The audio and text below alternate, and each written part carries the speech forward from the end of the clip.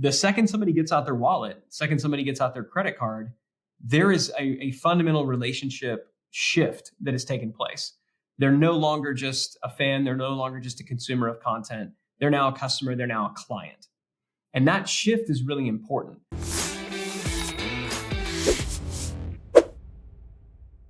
Hey everybody, Roland, Frasier, and Ryan Deiss with another episode of the Business Lunch podcast, where we are going to follow up on the conversation we had about the book launch of my book with Jay Abraham, Business Wealth Without Risk, which happened recently. We broke down everything on the last podcast.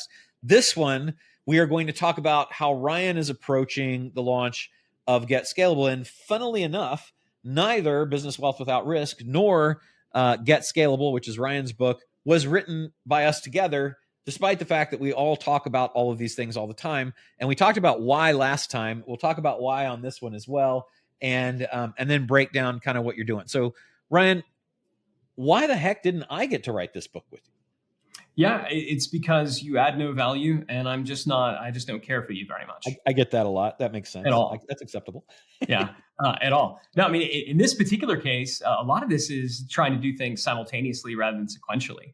Yeah. Right? And so it is one of those pieces where it's like, okay, you're going to work on this book that you're doing with Jay. I'm going to work on this book that I'm doing over here, and let's get these both done at on around the same time. Whereas I think if we tried to write a book together, we both would have been very kind of precious with it. We both would have taken a long time. My delays would have been at different times than your delays. And my guess is by this point, we would have had 0 books, whereas right now we have 2. Which is cool because we actually have been trying to write a book for, I don't know how many years now, that is both of us, that is kind of semi-done, but actually during the time that we just talked about this last week, during the time that we've been writing it, we kind of decided to do everything differently. And so all of the effort and expense that went into writing that one, it's kind of just not going to ever be released.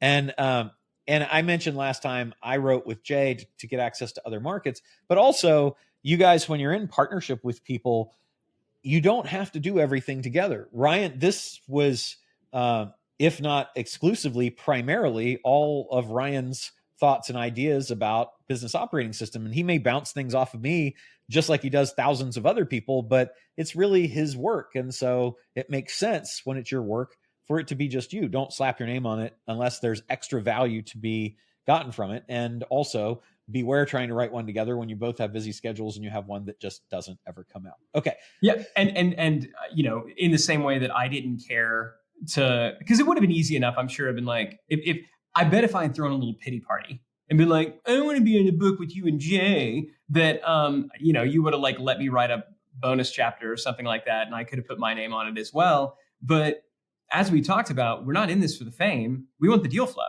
Yeah. And so I get to participate on the deal flow that comes through that book because we're business partners, in the same way that you'll be participating on the deal flow that comes from this. So I think it's so important. And especially, this is not the topic of today's episode, but it is so important, especially in business partnerships, that you are clear on what is the goal that everybody's looking to achieve. And you just let ego just sit over there by itself and be the little, toddler crybaby that it is. Because I think had we done business partners wrote a whole book on that called Ego is the Enemy. There you go. Yes. And so it's like, I think the point, and we've said this, when we try to write a book together, it still isn't done. We said, let's go ahead and get these books knocked out separately. Both get done. Yeah. Magic. Right. And so, so I think that's the most important thing. And then we get to benefit from them, not just in the awareness that it creates for our respective brands, that all again funnel, that kind of is that high tide that rises our collective ships. Not only do we get to benefit from the deal flow that it creates, but we also get to benefit from the idea sharing, which is what now everybody else gets to listen to. Because in the previous episode, you broke down your philosophy and your strategy for how you wanted to do the Business Wealth Without Risk book launch. Yep. And it's obviously worked, right? I mean, there's no doubt that worked. And we talked about in the previous episode, are there some things you wish you had done differently from a scheduling perspective? Sure. But the strategy worked. Yeah. So let's talk about here why this book. What is the objective of the book? Because I think that's always the place to start. What did you want from doing it? Yeah, so the objective to this book, for this book is, so if we're going to talk about from a pure business perspective, to generate leads for Scalable's flagship services, where at the Scalable company, we help entrepreneurs, small business owners systemize, operationalize, install an operating system in their business so their business can scale without them. Now, why do we want to do that? Right? Why do we want to help businesses install operating systems so their business can scale without them? Because then their businesses are more sellable, and perhaps we can be a part of the scaling and the selling / exiting of that business. So everything that we do is in service of deal flow, is in service of the investing private equity side of the game. But this is first and foremost to generate those kinds of leads, which is a different reader than the folks that you were targeting with the book with Jay. Yeah. We're really targeting with this book people who are in that 2 to, let's say, 12 million is kind of the sweet spot revenue range. And maybe their profits are super constrained, maybe even non-existent at this point in time. And they're in that gross, messy middle, the swamp of scale. We wanted to target those folks so that we can help them scale in showing value, maybe get to work together when they're on this, hopefully on the other side or close to the other side of the swamp of scale. I like it. So the end result is deal flow, but there's a few steps in between. I want to talk about something because there are other people that have a model of, well, if you're looking for deal flow, why don't you just give away all this stuff for free, and then let the deal flow come from it, and the deal flow you'll reach way more people that way, and therefore you'll have greater deal flow. And ultimately, if you're truly looking for deals, then that's the way to do it. Why do we choose not to do it that way? Because the way that humans show commitment is in their calendars and in their wallets. And so the idea that somebody is going to be committed enough to want to bring you in as a business partner or as an investor, that's a big commit. I mean, that's as close in the business world as you can get to marriage. Yeah. And so to do that, there needs to be some micro commitments along the way. And if you give everything away for free, then you're going to get micro commitments from the people who do actually spend an enormous amount of time to consume that content.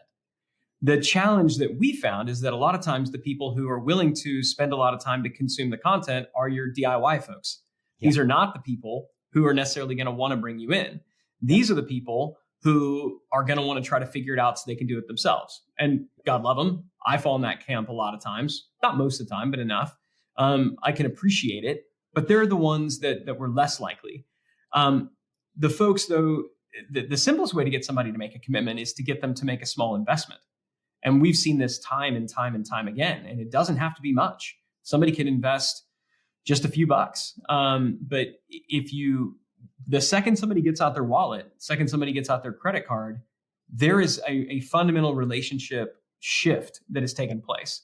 They're no longer just a fan. They're no longer just a consumer of content. They're now a customer. They're now a client. And that shift is really important. And that shift now begins a relationship where they can make ever increasing investments to where now, we have people that we've been working with who have been giving us through consulting, through masterminds, through the advisory services that we've offered them. They may have given us hundreds of thousands of dollars over a period of years and have been thrilled to do it. And so then one day to say, hey, what if we were just to be business partners? That's a tiny little leap. Then, I read your book, I watched your YouTube video, I've been following you on TikTok, by my company. I'm not saying that it can't work. We obviously have a good friend who that is his whole entire model. But if you're going to go that route, boy, you got to be doing a massive scale. You have to be so wide, cast such a broad net for the law of large numbers to kind of work out for you. Yeah. That just becomes a business unto itself almost.